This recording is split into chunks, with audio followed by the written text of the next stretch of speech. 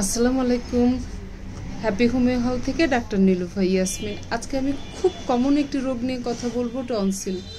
টনসিলের কোন কোন লক্ষণে হোমিওপ্যাথি খুব ভালো কাজ করে সেই লক্ষণগুলো নিয়ে কথা বলবো, আর কি কি মেডিসিন আছে টনসিলের উপরে সেগুলো নিয়ে কথা বলবো। আর অবশ্যই যে মেডিসিনগুলোর কথা বলবো সেটা আপনার জন্য না, কারণ আপনার মেডিসিন আপনার ডাক্তার নির্বাচন করে দিবে। তাই রোগ লক্ষণ দেখা দিলে সাথে সাথে আপনি একজন ভালো হোমিওপ্যাথি ডাক্তারের কাছে যাবেন। আসেন একটু জেনে নিই।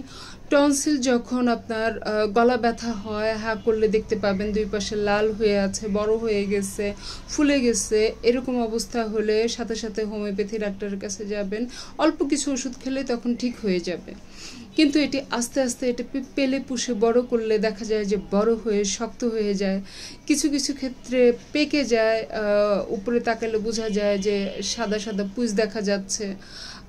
আরও বেশি সময় গেলে ওখানে ইনফেকশন হয়, ছোট ছোট গর্ত দেখা যায়, মুখে দুর্গন্ধ হয়।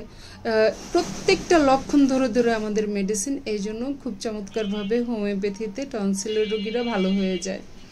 টনসিলের জন্য খুব ভালো কিছু মেডিসিন আছে, যেমন বেলেডোনা, ফাইটোলক্কা, হিপারসাল, মার্কসল, কোনিয়াম খুব ভালো কাজ করে।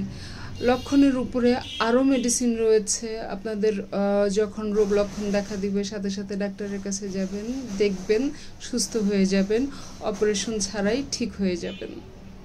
ভালো লাগলে শেয়ার করবেন আর আমার চ্যানেলটি সাবস্ক্রাইব করে দিবেন। ভালো থাকবেন। আল্লাহ হাফেজ।